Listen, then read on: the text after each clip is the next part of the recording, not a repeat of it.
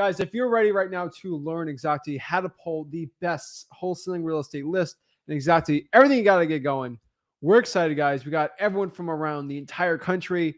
Heck, we got the whole world, right? We got people from Africa, Asia, Europe, basically every continent except for Antarctica, which will be coming soon, hopefully. But everywhere is here to learn real estate wholesaling. We're excited, guys. So the 30-day challenge, I want to make one thing clear. Some people have been DMing me. We're not giving away one $10,000 prize of cash. We are giving $10,000 worth of prizes out to everyone. Cumulative. Yeah, I feel like I'd want to bless more than one person. I feel like. But guys, remember, the end prize is your success in wholesaling, getting that check, validating what you believe in, and then doing it over and over again. Because remember, we're here to teach you how to fish. I'm not catching the fish for you. And once you do it, you can repeat the cycle over and over. I've been doing it for 20 years. And I said, we're removing the barriers, the secrets, getting into your pocketbook to teach you wholesaling, and just showing you the fastest method to get deals done. So here it is, guys. Without further ado, let's break down exactly how to pull government lists for the best profit and success in wholesaling real estate. So these are the top 3 lists you got to be pulling now. So let's break it down. So let's just kind of break this down from a macro perspective and kind of get in the nitty gritty with it. So we're teaching you guys exactly today how to pull and wholesale government lists for massive assignment fees. Tell me, there's a lot of deals to be done with these type of lists that your competition is not doing because they listen to dirty, stinking gurus all day. So we're going to break down exactly how to pull these free lists so you can make massive profits. So by the way, I think you coin phrased the word government lists. Yeah, well, no one's ever talked about it. So whatever we coined it as, we're going to do. Yeah. Generally, we've just been doing it forever. You call it the code violation list, but here's the problem. No one ever done government lists because they're like, how can we sell this and make money off of everyone, right? And no one's creative enough that they don't want to give everything up for free. So we had to go coin the phrase. It's crazy that a 22-year-old kid had to do it. Yeah. And we were just crazy wholesalers out of Port St. Lucie had to coin this because no one else wanted to talk about it. So everyone hears the word government list thrown out. Like, what is a government list? A government list. You know what? You can sell a course called the government list. I don't care. Gurus, go ahead with it. I just want people to know it.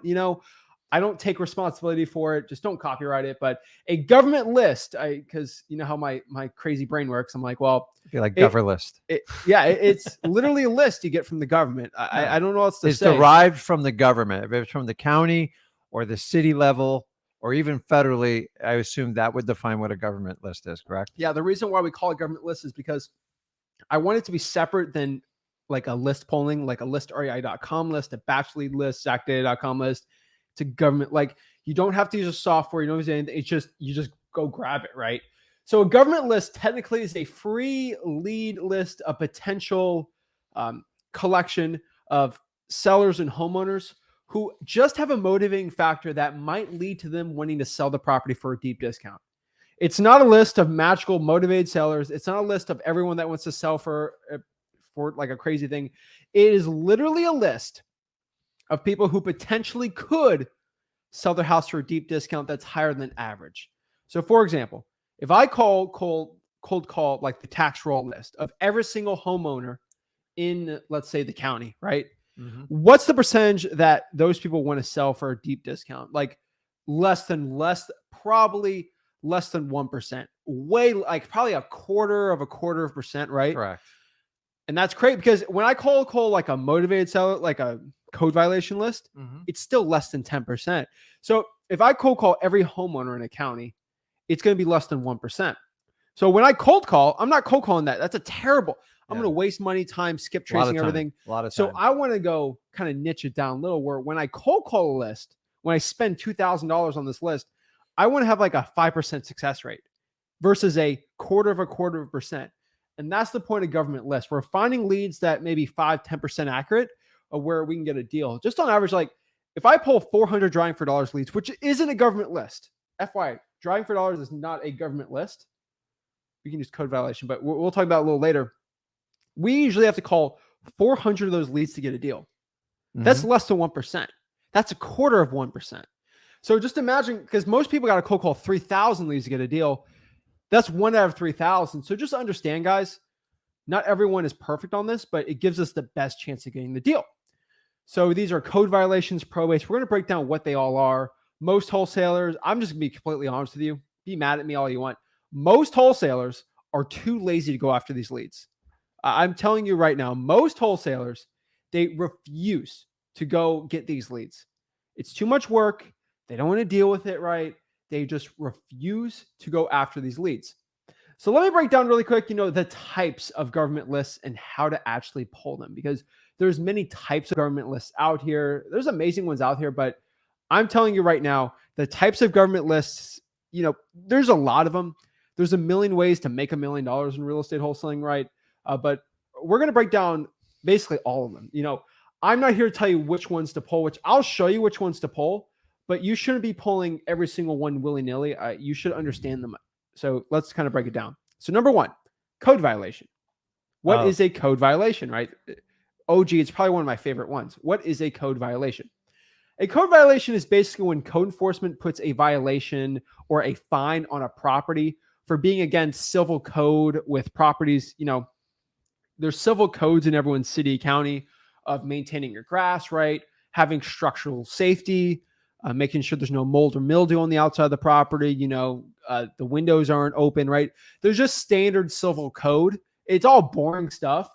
But when you're against that, you're going to have problems. So for example here, code enforcement, which you can call your neighborhood services, whatever, they can levy a $10 to $50 a day fine until that issue is resolved. So for example here, it's insane, but these can rack up tens of thousands of dollars of fines.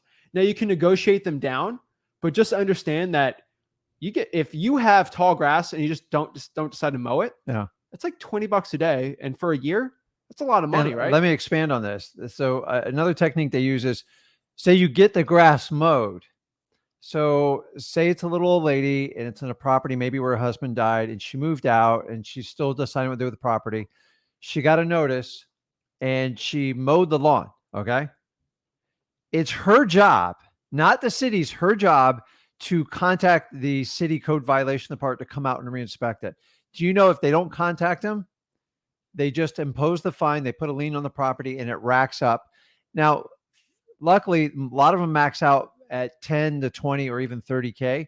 Some don't. But a lot of these there's a lot of, they put everything back on the homeowner to resolve it. So it's not automatic.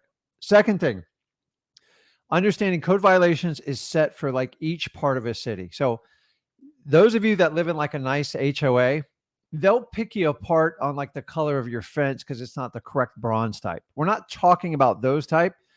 When we get into lower, below the median price average homes, is most of the codes written that to keep the property safe. So when these properties go out of compliance, meaning the grass is 5 feet tall, there's a giant hole in the roof, there's animals running wild, the windows are boarded up, they're pretty big violations because the city knows they're lower income properties and people have tough times. So when it comes on those types of code violations list, guys, that is a much higher probability. Do not mix these up with the higher end homes where they're picking your what do they call the shutter trim is. No, this is neighborhood services. You just have to be behind code. So, the wrong color is not against code, but having a structural issue. Correct. So these are really good leads because these deals, you got tall grass, someone's usually not maintaining it. So it's like drawing for dollars. So code violation, usually two ways: either code enforcement drives around town, looks for ugly houses. Does that sound like something? Or yeah, but here's the first, number one, they're driving for dollars for you. They are legit. You're a taxpayer. You're paying this service. Might as well take them up on it, right? Take them up, and they'll drive and look for ugly houses. And guess what? You can go up to their office, say, "Hey, can I get a list of that?" Yeah. Here you go. It's mind blowing. Nobody in wholesaling talks about this because I can't sell you a course on this. And this is why we like giving it out, because so many people get their first deals from this, guys. I've done huge deals from this. What's number two? This is actually the most common way, because cities are huge. Let's do Houston, for example. Houston's massive, right? Mm-hmm. You're not going to have, there's only 5, 7, 8 employees that deal, they're not going to get all of Houston in a year. The number one way code violations are done is through self-reporting. Now, there's another name for it. We're not going to use that name here, but like, You mean the neighbors? it's the neighbors, and they're just tattletale. Nosy neighbors. You know that person in elementary school that's tattletale. Oh my gosh, we hate it. The worst is like, you're getting ready to leave school, and the one guy or gal's like, you forgot to assign us homework, and you like, oh my gosh. But that's who these people are. So for example, I'm living in my house. I'm 84 years old, and I do nothing all day. I watch my political commentary news show, and that's all I do all day, right? Guess what? I have a next door neighbor who doesn't take care of their grass, and it's a eyesore to the community. Yeah. And you're annoying. I'm going to call code enforcement and say, this person hasn't cut their grass, and I don't like it. Guess what? Code enforcement like, okay, cool. They go by, give a fine because they want their money, right? Yep. Guess what? Hey, can I get that list? Here you like, guys. These are amazing. So they're called neighborhood services. They're called code violations. They're never usually talked about. Sometimes it's hard to pull the list, but usually it's easy. So let's break down how to pull this list, right? How do you pull the code violation list? Go to your local code enforcement office, or they're called neighborhood services. There's two of them. There's one for the county and one for if you have like a bigger metro incorporated city. Mm-hmm. So just see if your city has one too. Usually they all want money. The best thing is, the best way to know if you have a city or a county one, you usually have two. The best way to know if your city has one is if you have a police department. Usually they sort of work hand in hand with law. Technically, code enforcement is a law enforcement agency. They can't arrest you or anything like that, but they enforce the law, which is the civil code. So if you have for example, let's talk about Gainesville, right? Mm-hmm. They have Alachua County code enforcement, and then they have the city of Gainesville. How do I know this?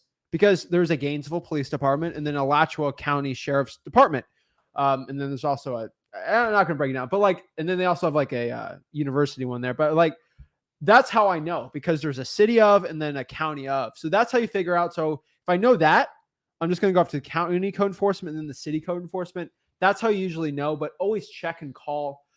So go to your local county or city's code enforcement office. They're called neighborhood services, whatever you want. Request a copy of all active code violations for the past month, preferably tall grass, mold, and unsafe or structural issues. They're different wording for each one. We prefer you go in person. You can get it done virtually. Obviously, let's say you live in like Ventura, California, and you want to get it for like Indianapolis. Of course, you're going to have to get it done virtually, but just request to get emailed to you in a CSV or Excel format. So you use the Google Sheets and do it pretty well. But that's pretty much it. We're going to break down like the wording to say on it. And guys, going in person gives you that connection, and it's hard to turn you down. I think I contributed to like more diabetes by delivering donuts. Oh. I would deliver a dozen, you know the name, I'm not gonna use the brand, the dozen donuts to drop it off. Man, it's really hard to turn you down when somebody's there at like 8:30 with donuts in the morning.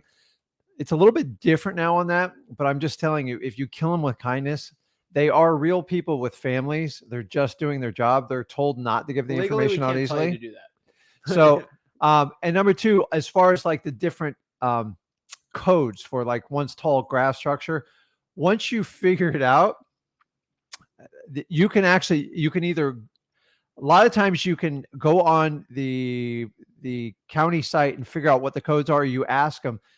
When I started out, I got a cheat sheet of the codes. So if I saw an 0764, I knew it was high grass. And then we would filter our sheets based on it. Yeah, the ones you don't want to go after is they'll issue a code violation for a car parked in the driveway without a tag. That's not going to really tell you any signs of motivation. So no, there's other like bad ones too. Like there's ones, when you get the list, you got to do some due diligence on it, research it. There's code violations for commercial real estate. You don't want to deal with those because that's usually like a Walmart or something. You got to look at the property and see if and look up the owner and all this stuff. But like just getting the list, it'll say violation type. It'll say 076789. You're just going to have to go in person. That's why I tell you, and just work with these people. They're very nice. I'm telling you. Some of them are a little rude, but you just keep being nicer and nicer. It'll do it. But yeah, Rick with the bribery donuts. We're not going to break that down, but it's not bribe. It's just a gift. Like I don't expect anything in return other than the list. Go a couple more times. But like, for example, like you keep getting the list and it's Christmas time. How much is a dozen donuts these days? They used to be like $3.79. But guys, so FYI, like don't give donuts every time, but like, you get like 2 in a row and you have to keep going in person. Get them like some Christmas cookies just for like holiday spirit. And you you get in trouble with gift cards. Don't do gift cards. No, but like just be nice. And guess what? You start having a local relationship with these people. And guess what? They're like, you know what? I'm sick of just printing this. Can I just email it to you? Yeah. Okay, sure. For 5 years, Yeah. I got the code violations for all of.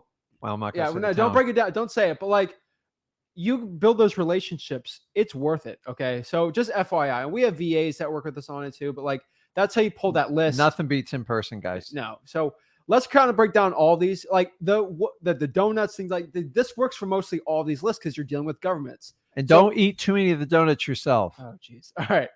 So water shutoff list. Yeah, this is the next one, right? This is a list of all houses that aren't getting the water service to the property, or they're shut off due to non-payment, or no one's living in the house. Just to understand, guys, like FYI, for everyone to understand this, I've gone camping many times with you, with no running water in the tents. That's on fun. islands. It's a great experience. You don't usually like live. It's not a fun thing to live Guys, in. 1 or 2 days is fine. Once you get like day 4 or 5, you're like, I wish I had running water. So just imagine trying to live in a house without running water. Probably no one's usually living in there. It's disgusting. I mean, we're approaching the summer. Oh gosh, that's not good. Especially the electricity's not on. You got to flush that sucker. Yeah. So just FYI, mold starts going everywhere because of the humidity here in Florida. So water shutoffs are a very motivated list. Very, very motivated. So how do we pull the water shutoff list, right? So you go to your local counties or cities, whatever one. You got to go to the public. Do you see how this is highlighted yellow underlined? Mm-hmm. Not the private utility company. Yeah, they don't share that. They don't. It's a private corporation. Okay. The public utility department, and request a list of all properties that are shut off and the ones that are shut off due to non-payment. Right. Yeah. You have to explain. They're like, who are you? What do you want? I have the line right here. I'm a private tax-paying citizen doing independent research. What are you doing? I'm a private tax-paying citizen doing independent research. Can I please get this list? But what do you want the list for? Independent research. You just have to say that line, because the worst thing I've seen with wholesalers, I'm a real estate investor and I provide cash solutions. So if you can give me the list so I can provide a cash solution to these people. No, I don't care how in the legal right you are. They're government employees. They're just not going to give it to you. Okay. So private tax-paying citizen doing independent research. Now that's the second best. The best one is if you're young enough like me. If you're usually under 26, you can kind of get away. You're 28, 29. But not my age. No, but like, hey, I'm doing this for a school project. Yeah. And you can say you're in college. There's people, if you're up to age of 30, or even if you're 40 or 50, you get away with the school research on any of them. But you can do you can be an online college, right? I'm not telling you to make up a research thing, but like, you're doing. We should make up our own college. You're doing a school research project for this school. Now we're not accredited university or anything, but like, you're a student of us, so you're doing a school project technically. Like flip the frick university. We're not going to break that down, but like, we're not accredited university and like that. Just the school of wholesaling, right? So hey, you're doing a school project technically, right? And if you say that, you get a lot more leeway, right? Because it sounds weird questioning somebody for school projects. Yeah. And technically, hey, you could, getting it from my kid's school research project, like, hey, what zip codes are having the most water shutoffs? Is this due to income or the panorama? You can really get away with a lot here. Do it with what you're comfortable. Yeah. Like if you're my age, don't go in there and say I'm doing a school research project. You do it for your kid's school research project. I've never heard of that one. I've never heard of that. Ryan is it. Listen. Thanks, Ryan. It's not a lie. If you believe it, it's not a lie. So do a little bit of research when you get home with your kid. And I guess it's true. But the reason you do it is you don't want them to judge you. The reality is they're trying to prevent third-party services from coming in and selling that data. Because think about it. If they do that, then we're all going to get the same data and we're going to have to pay for it. So I kind of get why they're doing it. Don't sell the data. It's yours. Don't sell the data, guys. That's the lowest form of earning money in real estate. The money's in the real estate, not the data. But you need the data to get the real estate to get to the money. Exactly. So that's how you actually pull the water shutoff list, guys. Works really well. Amazing one. So fire damage properties. What is a fire damage property, right? Well, basically a fire damage property is a list of all houses that got called on due to a fire, right? And the fire department goes out to that house, right? So you don't want every house that went burning down, all of them, but like you want to go ones where the fire department got called on the house, because maybe it's just a little tiny fire. Those are really good deals too, right? And they're perfect. So I'm just FYI for you guys. So how do you pull this list, right? So basically you go to the local firehouse or fire department. They're all a little different, the way they all work out. Donuts work here too. Yeah, donuts do work, but that's for another list, That's for the and a request. Basically, you're going to request a list of all houses that got calls on the past month, right? Explain you're a private tax-paying citizen doing independent research. You guys know the line, and usually it's harder to get this list, but that's a really good list to be going after. Just be going after. Now, this is kind of the donut one, right? The arrest record list.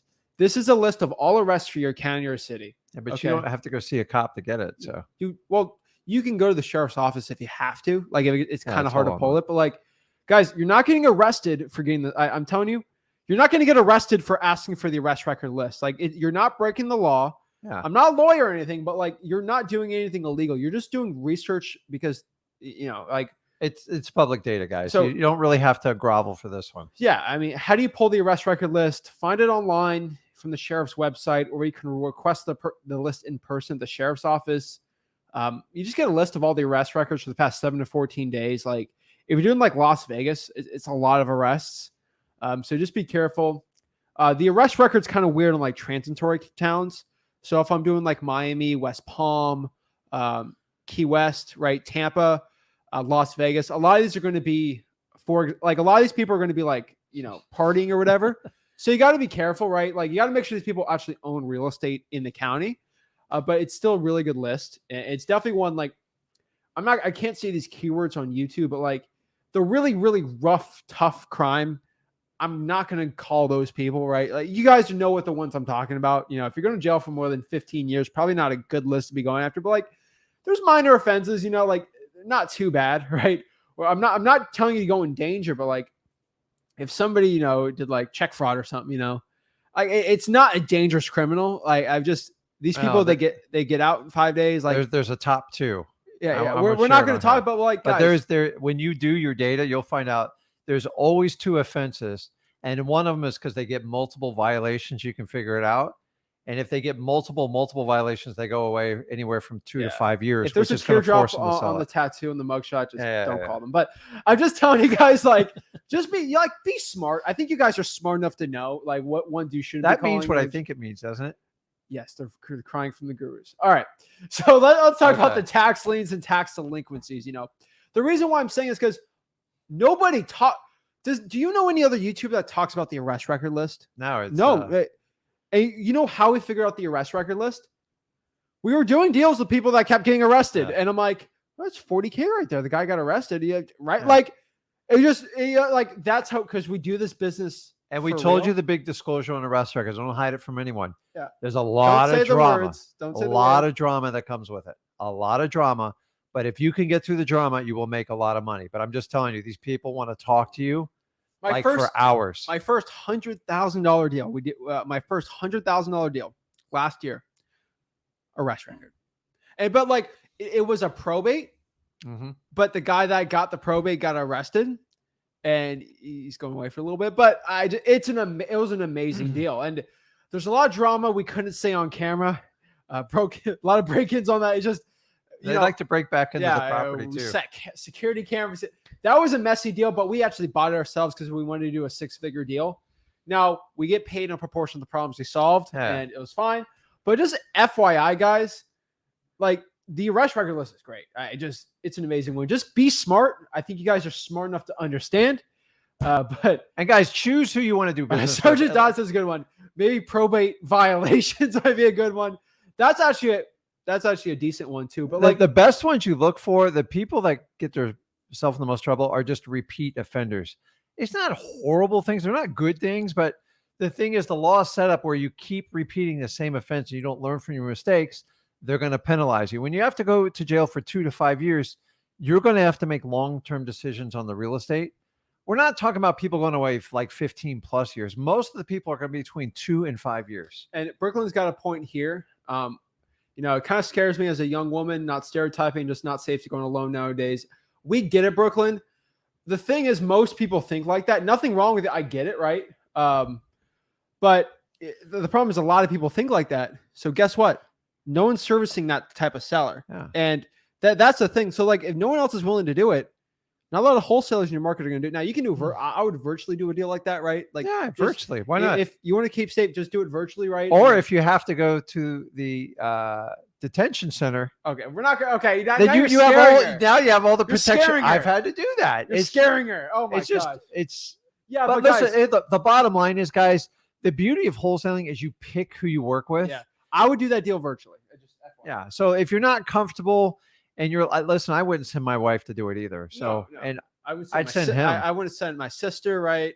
I'd send my 16-year-old son to do it, but I know you would. I've been in some crazy situations at 18 with. Listen, if you do it, I promise you'll have great stories for the rest of your life. Yeah, but virtually do that if you don't feel safe. Just FYI, for like a lot of people think like that, so they're not going after it. And maybe for someone, you can do it. So guys, pull the arrest record list, 7 to 14 days. FYI, because Brooklyn put that up. If you're going to abandoned house, don't go alone either. We've both been we've seen surprises many of times on abandoned houses. I think I did a vlog once on Watch Me Wholesale a Crack House. That was a fun deal. But just don't go alone on those either. But guys, how to pull the arrest record list, right? So just go online, 7 to 14 days, and you got it. So let's talk about the tax liens and tax delinquencies. This is a list of all homeowners that are behind on their property tax payments for basically the past 12 months, right? Usually get a lien after 12 months, but be on a tax delinquent. They're basically the same thing. You're behind on your taxes. Mm-hmm. So you don't pay your property tax, you're going to be on this list. You know, actually, can you give the definition of it's basically a lien is a judgment on a property, right? Correct. So a tax delinquency is a list. This is a government list. It's created on a county-wide basis. And most towns fund their local tax base, you know, fire department, police department, everything based on taxes, garbage services. And so they come up with a property tax. So every town's different depending on where you live in, if you're in a tourist town or not. And so you have a tax bill. So it's typically due by the end of November. And then after that, they give you, December, January, February, March. You have till March 31st, typically on average, to pay the bill. Every month you wait, they charge you like another %. Come April, May, depending on where you live, is to fund that tax base. They want those taxes paid. So they offer a tax deed certificate. No, it doesn't mean you own the property. It just basically means you put a lien on the house for the taxes and they bid it down. So they started at 18% and people go down and pay 1 or 2%. A lot of people have this misconception. If you buy the tax certificate, you actually you have the right to buy the property. It's not. Honestly, if you're trying to do that, most people just do it for a return. There are some strategies you can do it, but it's much more advanced. So what happened is that tax certificate is held. So it's usually if it's not paid back within 2 years, it gives that individual that owns a certificate the right to foreclose. Once again, they are not buying the house. They're foreclosing on their lien. The house goes to auction, say it's a $2,000 lien. They bid up to $2,000. That lien is covered and paid for, and then it goes to our open market to the bidders. That tax certificate holder does not have an advantage over the other people. Maybe they know a little bit more about the property, but this is how taxes go. The reason why this lead is so imperative to you is it shows motivation. Now, you have to sort this list. I'm here to tell you, there's a lot of wealthy people that finance their taxes and wait literally to the last day to pay it for cash flow. You're not looking for those, and they're easy to spot. You're looking for the houses with the below average median price, and usually they'll have multiple arrearages in their taxes. That tells you there's a financial problem, and hopefully you can help them out with a wholesaler. Guys, if they don't pay that tax bill, they will lose the house. It's just a question of when. So this is a great list to be going after. It's a really good list. And guys, in the current market environment we have going forward, this list is going to be invaluable. Do you think it's funny that we made a market crash video and then every guru decided to do one a week later? Do you think it's funny that we made a business structure video and then a week later everyone did it? Do you think it's funny? Let me know if you think this is funny. I'll just say this real quick. That Rick did a Sunday live on contracts, and then everyone decides to do a contract video the next week. Do you guys, I just FYI, this is why I don't announce our lives like a lot. Like FYI, I didn't announce this live until the day of, because guess what happens? We do a live, I announce a topic. We do a challenge. Yeah. A guru takes it a week later because they're not creative. Listen, the ultimate form of flattery. I'm giving really, you guys an FYI. Watch our lives. A guru's going to stop for a month. They'll copy us. Watch our lives for the past month. Watch the date we do a video. Then watch what happens the week after. Every guru will do a video about us. We do a contract video Sunday. Yeah. Guess what happens? You know, we did this contract video. We did a business structure video.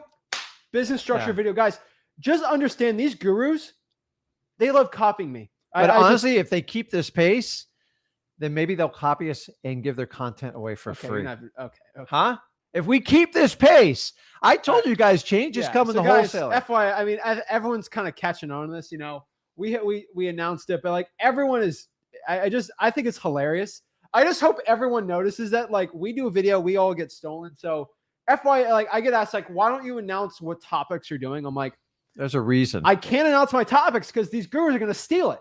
Okay? Actually, we should do a month. But here's the best part: these gurus, see how they copy it. These gurus can't steal my brain. They can't steal our brain. So you can steal our topics. You're not going to steal what we come up with because y'all annoy me. But let's break down tax liens and tax lien. I just hope everyone does their research and gets back to me. But how do you pull these tax lien lists and tax delinquency lists?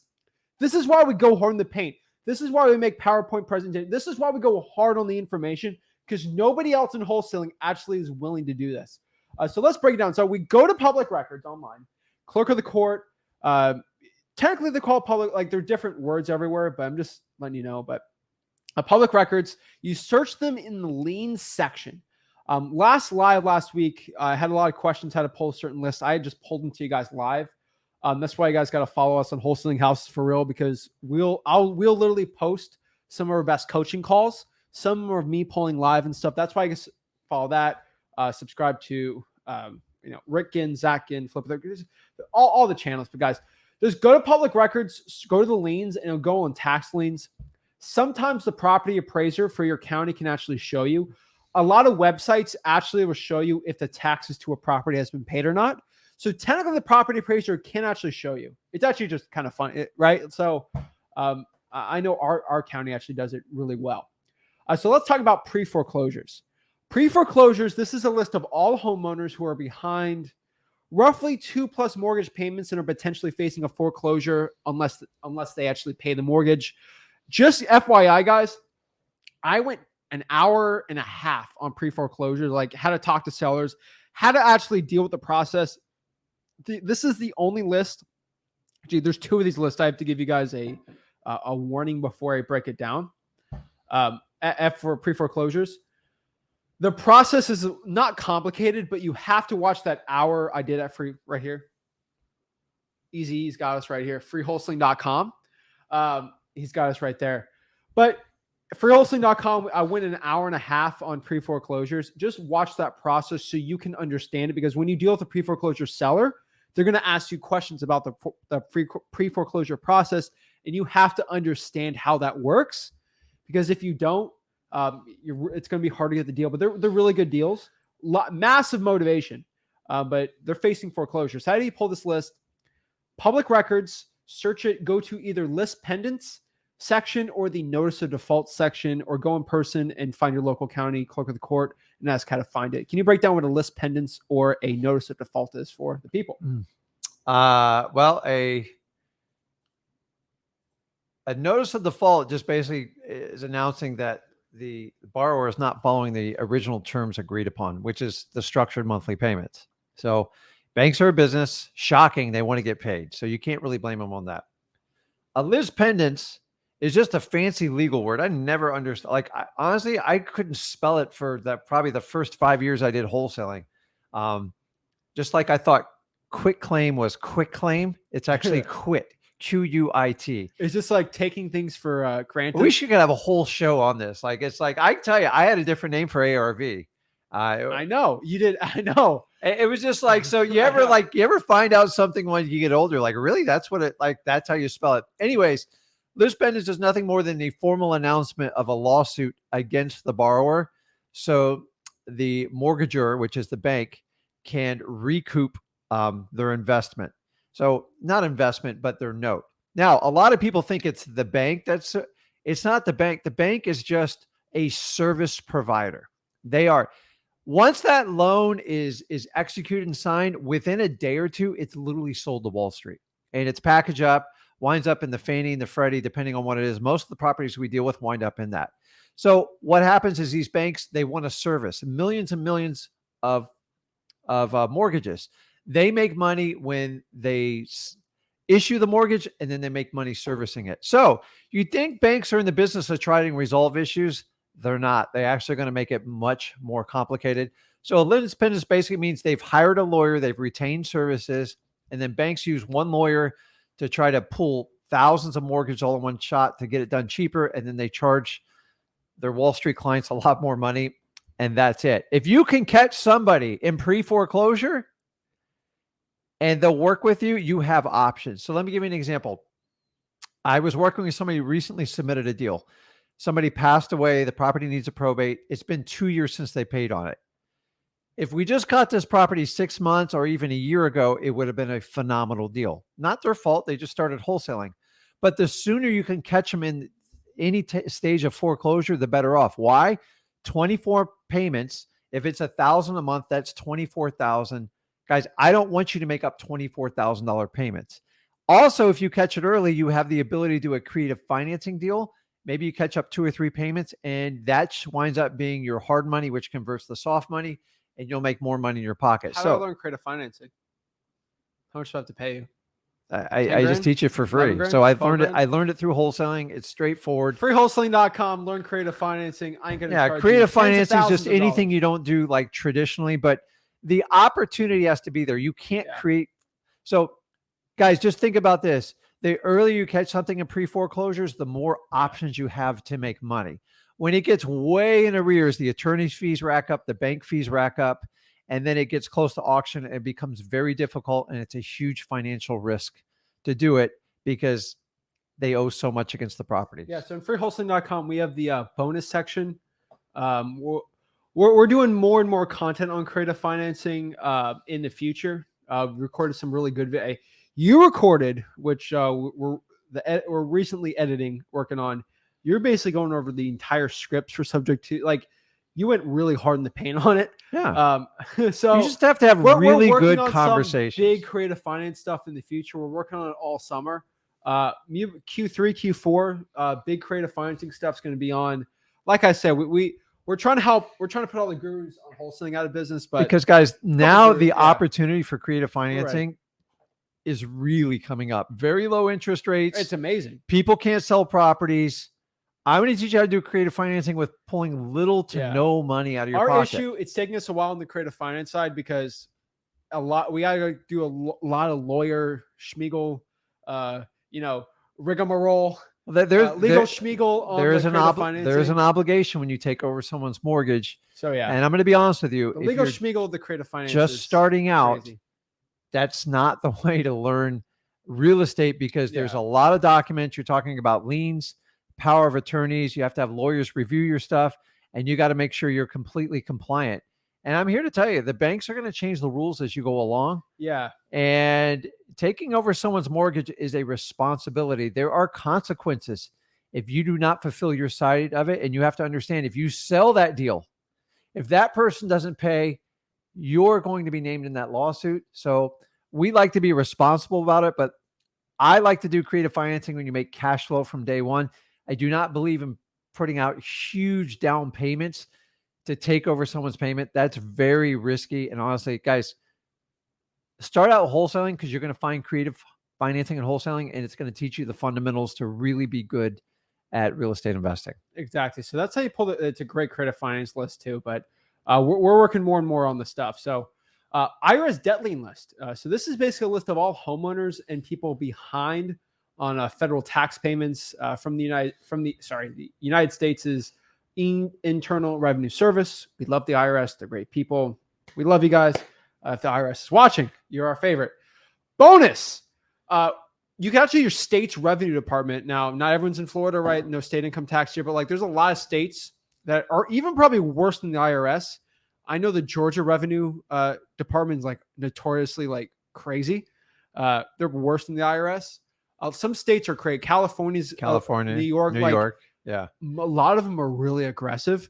And they're actually sometimes worse than the IRS. At least the IRS will actually work with you. Like they're pretty nice compared to some of these other states, right? So outside of like child support, like in alimony liens, like one of the biggest one we see is like sales tax. So there's a lot of people in my state that open up businesses, and guess what? When times get tough, they start pocketing the sales tax money. Eventually, the state of Florida comes after them. Never do that. And they will put a lien on you, and there's like they will tie it to your house personally and everything. It's as powerful as like an IRS lien, but they're very, very common. People get in trouble and they stop paying taxes. Just the regular Joe Schmo like income tax for the state. Uh-huh. That's where you get a lot of really good liens. So like Georgia, some good states for it. But how do you pull the list? Just go to public records online, search it, go to the lien section. Usually you just go in person, the local county, just click at the court and find it. Usually it doesn't say IRS debt. There's no IRS debt lien list like thing on there, right? A little harder to pull. All you really got to do is just make sure that one of the parties in the lien is the Internal Revenue Service or like the state revenue, the Alabama Revenue Department or whatever. Just have them as one of the parties, and then you can find it. Very similar to the credit card debt lien list, which I'm going to pop this up for you guys. Did you show me this today? I saw something today. It kind of blew my mind when I was actually doing some research on exactly how to do this. Let me pop this up. Credit card debts. I'm trying to find. It's big. Here it is. I don't want to get anything, but so May 10th. But credit card debt lien list is basically a list of people behind on their credit card debt. We're going to make sure that person who is in debt on the credit cards actually owns a house. There's another article from Yahoo, but this is from CNBC. I feel like meet Kevin over here, but like consumer credit card debt is basically, and the percentage rates, and the interest rates are rising. So the credit card rates are rising. This isn't the article per se, but I know you've been talking about, a lot of people have been talking about it. The amount of credit card debt is just growing like crazy. The federal funds rate is rising. There's going to be more and more credit card debt in the future, and that's just going to straddle a lot more people. Interest rates are going up. More people are taking out more loans, and rates are going out. Not mortgage, because mortgages are actually down, 22 years? The lowest it's ever been. 22-year low for mortgage application. So guys, I mean, the handwriting is on the wall. I know everyone goes, oh, it's never going to go down in the market. Dude, I tell you, I've been doing this a long time. There's going to be a shift in your market. How much of a shift? I don't know. Like there's only one man upstairs that knows, but the shift is happening. Are you talking about Jerome Powell? I got to talk to him. But like, if you guys like Open Door, a lot of your home investor and businesses, they're not buying anymore. Most of the hedge funds, like they are whittling it down. So everyone's squeezing. Eventually inventory has to give, which means pricing is going to give. With the credit card is, obviously it's going up because interest rates are going up. But number two, homeowners, actually just American consumers, are going to use credit card to try to band-aid. They go, well, we just get through this a few months. Yeah. We'll keep, like gas. I mean, when your gas bill doubles and you're on a set fixed income, what do? So people use credit cards. They're easy to get. Now, FYI for people, I don't get a whole debate. We'll talk about this after, but like when gas rises, I actually make more money because the drawing for dollars gets harder, which means newer wholesalers, it's harder for them to do it, which means we can just go harder on the gas thing. You're gonna have to get a moped or get a, what do they call those little things of Vespas? Yeah, but guys, the credit card debt is rising, and interest and the fund rate to borrow is actually rising more. So just FYI, guys, like this is going to be a way more powerful list. So this is just you guys can tell this is live. Statistically, also guys, this is 5:55 p.m. FYI for everyone seeing it for June 8th. if we are live in the comments or we're live in the video. We're live in the video. Are we live in the video or are we live in the Yeah. commens? Both. That was quite, I tell you, I All right, was we're not blown gonna- we're away not with gonna that bring- little okay, trick, dude. That was yeah. just I like, didn't know I could what? do that. I'm Like, live, what? live in the you live in the All right, comments guys. all the time. So just FYI, guys, this could be a more interesting lesson. You got to make sure these people own real estate. And when you're behind on credit cards, you could actually get a lien on the house from the bank or the credit card servicing company, financial services company. So these people have a lot of power on it. So how do you pull this list, right? Like every other list, you go to the public records, you look for liens, and then what you do is you go to the bank and make sure one of the parties of this lien is a bank, a credit card company, or a financial services company. So a financial services company, basically, a credit card where debt can get sold, like your mortgage. Your mortgage might move in 10 years to like 3 different types of banks because the debt package gets sold. Banks make money just writing a loan. Most of them do. That's it. But so just FYI, guys. So like, let's say I have $1,000 in credit card debt lien, right? And it's from Bank of America, right? Bank of America might be like, all right, this is a wash. I'm going to sell this debt for $700 to, Chase or Johnson Financial Services. And then they try to get the 1,000 from me. They buy it for 700 and they try to get the 1,000, one out of whatever works. They make money, right? So financial services or a financial group, that's what they're called. They own the debt. So they're technically the ones that it just shows the person's behind on the thing. So not everyone is like that. So you might see like something financial services or Oxfield Finance, they're like all different names, right? So these are the largest credit card companies right now. So basically the ones that issue the most credit cards. So just around the country, Amex, American Express, Bank of America, Barclays, Capital One, Chase, Citi, Discover, Synchrony Bank, US Bank, and Wells Fargo.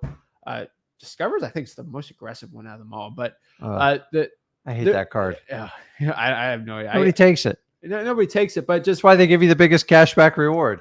Just FYI, guys, like those are the big ones. If you just want to, I'll have it for you guys can screenshot this for a second. But like, usually these people are the ones. It's like Bank of America versus Emily Smith, right? Like that's usually what it looks like when you're looking for those liens. That's how you find the credit card debt lien list. Now that technically could be a pre-foreclosure also. So it's kind of harder to figure it out, but the lien's like $4,000. You know what it is, right? Yeah. Divorce list. This is not my favorite one, FYI. People are still doing deals from it. So it's okay. It's hard when you get like personal family matters. But so like if I befriend the husband, he's like, yeah, I'll sell, I just get rid of it. You're not even a quarter of the way through the battle because when you deal with the soon to be ex, she doesn't want to sell it just out of spite because he contacted you. And I get that all the time. So I'm just telling you, there's a lot of drama in it. And like and if you got kids involved, it's even worse. Yeah, so it's not my favorite one, but you still do deals from it. So you do, but you need 2 compliant parties and just be careful which side you befriend. Yeah. Try to get both of them right. So go to public records online, search and find it in the divorce section. Usually it's on there. Go in person to your local county if you need help finding it. Confirm that the parties getting the divorce own real estate. Statistically, I did the math when making this out today. 36% of Americans rent property. So most of these people do own real estate, but there's still a big portion that you just got to do it. Yeah, it's all dramatic, but a ton of deals can be made there. So FYI, your favorite probates, right? Yeah. A probate is basically a list of court records of the process that deals with a deceased person's will, estate, property, private property, how the will and testament goes. Basically, what you got to understand with probates is somebody passes away. There's a court process to see who gets the house and stuff. You just want to contact the heirs because a lot of them don't want to deal with the house. A lot of them just been sitting there and they're great wholesaling deals. Yeah. And so the purpose of the court is so they can transact and transfer the deed because someone who's passed away obviously can't sign, at least legally. Yeah. Okay. And so how do you pull this? Go to public records online, search it and find it in the probate section. And go in person, go to your local county, go to the court if you need help finding this. It's pretty simple to do. The more and more I do it, the easier it is online for like everyone around the country. Confirm that the deceased person owned real estate, and then go to the property appraiser's website to make sure. And it's an amazing list. FYI, you got to understand the probate process. Freewholesaling.com, bottom right hand. Obviously, we got you there. Yeah. Now, this comes back to the biggest question. Now, I left out a couple government lists, FYI. We're not biggest fans of alimony payments or child support, those are really like child support ones are just tough, like very, very tough because they get paid first. And usually the child support is bigger than the value of the house. Yeah, They're we've seen just, those. yeah, we're not, I'm not telling people to go after that one. Alimony is another weird one, right? Because it's technically not like a debt type thing. Like it's every month. So like those are other government lists, but like we don't prefer them. Just FYI for everyone. So here's the biggest question, what if the person, the government official that I'm trying to get the list at, what if they don't want to give you the list, right? That's a big concern. And I get it, right? Good. Like FYI, like that's great. If they say no, that's good. That means it's harder to obtain this list and less wholesalers can actually go after it, just FYI for it. So guys, if you're complaining how difficult it is to get a list, you kind of want to celebrate it because that's going to prevent anyone else trying to go through the effort. So that's why we teach you how to be persistent. So the easiest way to beat resistance is just be persistent. And it's not like being negative about it. It's just like just being nice and say, listen, I'm not going anywhere. I'll do whatever you want me to do to get the list, and you just keep going at it. Remember, if you can overcome people's objections at least 2 times in a row, most people will cave. It's statistically proven. So when they shoot you down the first time and your natural ability was to walk away, I need you to be persistent, and it will change the outcome of the event. Hands down, guys. Just FYI for that one. Explain again, you're a private tax-paying citizen doing independent research. Request to speak to the manager. Can I speak to the manager? It actually works a lot because, the person you're asking in the front usually doesn't understand that you have to get the list out, that they're newer government employees. They don't get it. It's fine. Speak to the higher ups, even the city attorney if you have to. You won't get in trouble. It's free. Don't worry. They do it just to scare you. And worst case scenario, you just file a FOIA request. It's all on freewholesaling.com. But don't do that until you've exhausted every other option. That's the last option on here. That's your whip. That's your whipping stick. Yeah. So the question is, how do you market to these type of lists, right? Remember, guys, there's free and paid marketing channels to these types of lists. So what are the free channels for government lists, right? There's cold calling. There is Facebook messaging. So you just Facebook message the owner. It actually works really well. It's free. Text messaging, if you want to use Google Voice, if it's less, not the craziest one in the world, but it does work. Door knocking, not my favorite, but cold email blasting on Gmail. If you don't have a lot of like emails to send out, you can get them truepeoplesearch.com. Actually get their emails pretty well in there. Pretty good. So what are the paid marketing channels? These are like listrei.com, zachdata.com. You kind of have to use some paid services. You don't have to, but like reverse drawing for dollars, technically it's gas money, sticky notes, whatever. I'm not saying using direct mail too much, but you can use it if you want. But paid marketing channels, reverse drawing for dollars, probably gonna be my favorite one if you have to pay for it. Direct mail obviously is one. Letters with probates, Rick's free probate letter guide is in freewholesaling.com. SMS text blasting, that worked pretty well too. But those are really the paid marketing channels or lists per se. But overall, guys, that is how you do government lists. It took about an hour to break that down, but I feel like we really went into it in detail. Go to Wholesaling House for the Facebook group, and then we have a YouTube channel on it. I have some videos on there from there. Rick Ginn does a lot of probates on his channel. And guys, we sent an email out today just showing everyone, like, we have 4 channels. Subscribe to all of them, FYI, because they're exclusive stuff on all of them. We're trying to kind of make a lot more stuff on there. So let me break down some questions really quick.